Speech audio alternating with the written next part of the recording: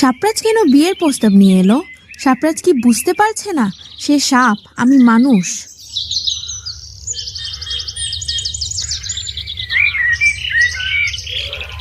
গাছ দাদু, ও গাছ দাদু, তুমি কি ঘুমিয়ে আছো?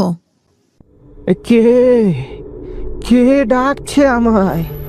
আমার ঘুম ভাঙালো কে? আমি দাদু।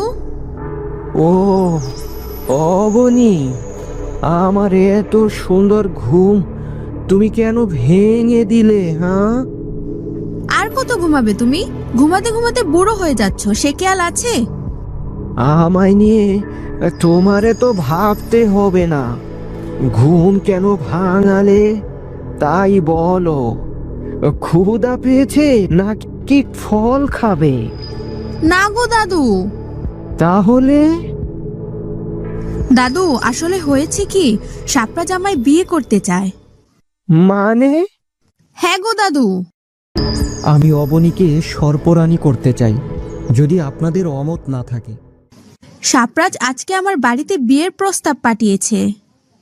এত কিছু হয়ে গেল আর আমি কিনা কিছুই জানি না। পরে পরে সারাদিন এত ঘুমালে জানবে কিভাবে?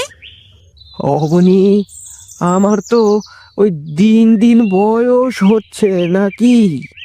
এখন তো ঘুমানোরই সময়। তুমি তাহলে ঘুমাতে থাকো, আমি যাই, কেমন? আর রাগ করো না। শোনো, তবে সাপরাজকে বিয়ে করো না। ও সুবিধের নয়, ও খুব ধূর্ত প্রকৃতি।